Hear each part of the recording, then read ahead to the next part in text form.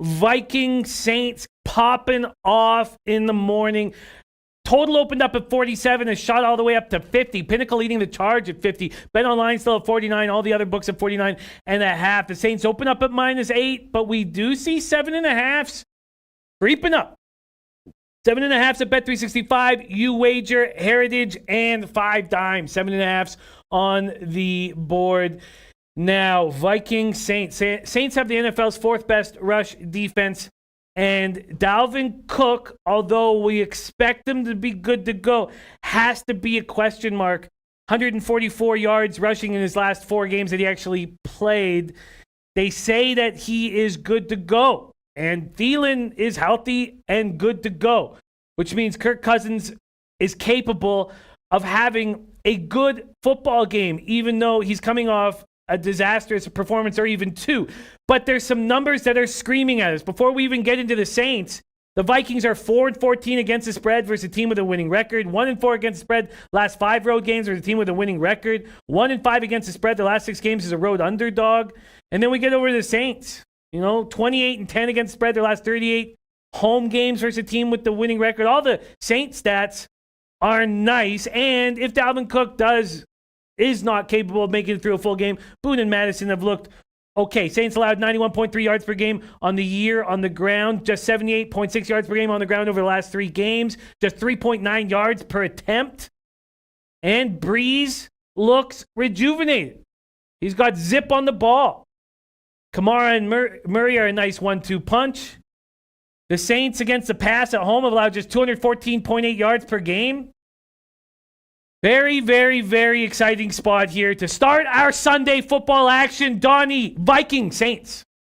Fun, man. All 4. This is so much fun to talk like games of this impact and try to see which way they're going. The one thing I don't agree with really is it does have the capability of being a blowout. Would you like it better if the Saints were sitting at maybe an even 7 or less to try to take them? Because there are some things that the Vikings do, especially on defense, that can give the Saints a little bit of trouble. And then, of course, you've called it right there. If you have Diggs on one side, Thielen on one side, Dalvin Cook in the backfield healthy, they should be able to score points. But before I was ready to just jam and say, you know what? I want to nail this over under and take this over. And then you look at both of these defenses technically are top 10 in the NFL, and it is a playoff game, so some of the paces do slow down a little bit here. The one interesting thing that I want to bring up here, and this is more the future of New Orleans, they're getting no breaks here. The NFL did them a little bit of a favor, and rightfully so, by putting this game on Sunday as opposed to Saturday, because the Vikings took a bye last week. New Orleans was on the road trying to see if they can clinch up getting a bye week, which, they blew out their football team, but weren't able to do that. Now sit at the 3 seed. The Saints, since I think it was week 9 or week 10 was the last time they had a bye week. They're not going to have another one. And if they do win, they're going to go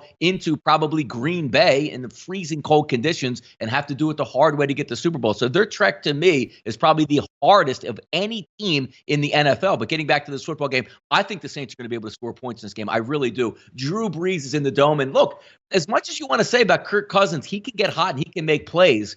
The proof is in the pudding. The bigger the game, the smaller Kirk Cousins gets. So putting your money behind the Vikings in this game really makes it tough for me. But I would have liked it better if you could get that even 7, which obviously is not going to take place. But the one thing I do believe here, look, Minnesota's got a good defense. If Eric Kendricks is a little bit down from the middle linebacker position, that is a huge loss in stopping the running game from New Orleans. I think New Orleans scores. Team total, it's 28.5. I feel more comfortable with 28 or less. But if you like the 28.5, there's very rare conditions where one team scores 4 touchdowns, doesn't kick any field goals. So if you like the 28.5, they'll probably get the 30. I'm leaning towards the Saints over in this game because I think they score some points here, Jimmy. Saints team total over. I got a sneak peek at Whale Capper's action for this weekend, and I can't wait for this breakdown. Whale Capper, tell us why the dog has value. Well, this is the second best play of the game. The first best play was the over 44.5 on the opener. I don't know who hung that line or why. That was one of the poorest openers we've seen in the NFL this season, and it was for a freaking playoff game between two teams that we have, that have been in primetime, that have been heavily bet for a while. So that was a shocker. It's on its way up to 50. It's at 50 at some shops. I think it's probably not coming back down.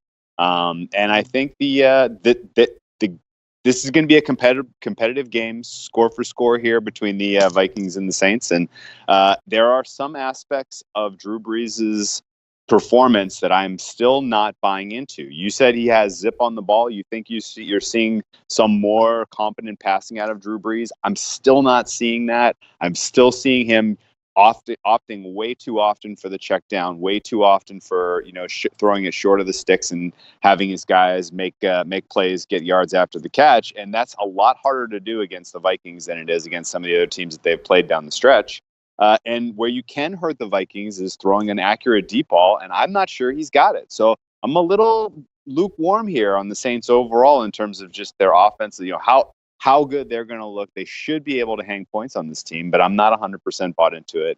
And I think the Vikings, on the other hand, have a decent matchup. You brought up that the Saints have been an incredible run-stopping unit this season. That's true. When they were 100% healthy, they were awesome. They are without Rankins, who is a huge run-stopping part of their defensive line. No Davenport for them in this game. Their linebacking core is nicked all across the board. So I think that what the Saints like to do in the running game will be effective against this Vikings team. And if they can get a little bit of momentum early, if they can make a couple of plays in the first half of this game and put some pressure on Drew Brees, we haven't seen him really do a very solid job of coming back from adversity. And there's been a couple of playoff performances in the last couple of years that Drew Brees just did not live up to expectations.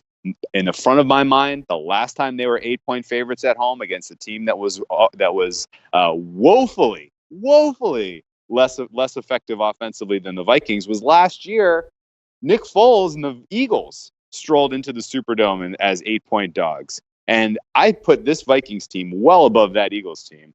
And if you're going to give me 8 points with the Vikings team that I think is legitimate, they didn't look great on Monday Night Football against the Packers. That's really soured a lot of people's perception on this team. But I think they still have enough in them to be competitive. I don't love backing Kirk Cousins, but as long as I'm getting over a touchdown, I'm happy.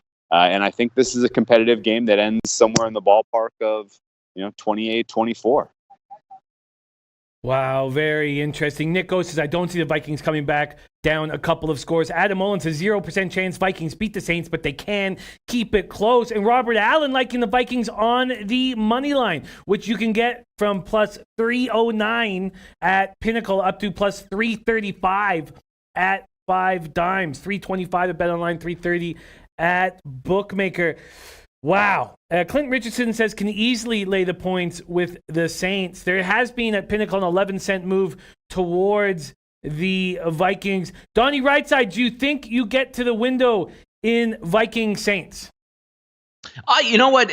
I'm still going to stay with the original point there. I think it's 7 or less. I would be really inclined to take New Orleans because I do think they win the football game. But you also have to keep in mind as well, late in that football game, that's a talented offense, and they should be able to get through the back door because you're talking about a wide margin. I mean, let's just say the game closes at 8 points here. So if they're down 14, Minnesota should be able to score and come down the stretch. Then you take a look at the New Orleans Saints being able to maybe run out the clock or don't need another touchdown. But you also want to keep in mind there are some key points here that, Whale Capper brings up with the banged upness, as I like to say, for the New Orleans Saints. Keep in mind, look at the Eli Apple, Von Bell, those guys are down. They're elite wide receivers that they've really throttled Thielen back, and now another bye week last week. He should be full go and be able to eat who's ever lunch over there. And also when you're talking about some other key components in the secondary, you have everything you need to score points. And yes, Minnesota is a fast offensive team. Dalvin Cook's screen game should be electric in this game. Stephon Diggs should be able to go deep, and Kirk Cousins has a live arm we're not dealing with 20 degrees. 15-mile-an-hour winds. This is in a dome. There should theoretically be points here, even though both of these teams are ranked up higher. But sometimes it does come down to, again, when I say Kendricks, if he's healthy and ready to go in the middle, he can control a lot of the things that the Saints want to do with running the football up the field. And I do agree with Whale Capper. When you watch New Orleans, yes, they're scoring points, but these aren't electric points where you're running play action and Drew Brees is dotting I's 50 yards down the field. It's a lot of Michael Thomas. You can't guard Michael Thomas. I mean, it says it right in his Twitter name. If you could somehow slow him down a little bit, it will be interesting. But I'd more likely feel if there's going to be points in this game than not, though, Jimmy. Wow, very interesting stuff. Whale Capper on the Vikes at +8.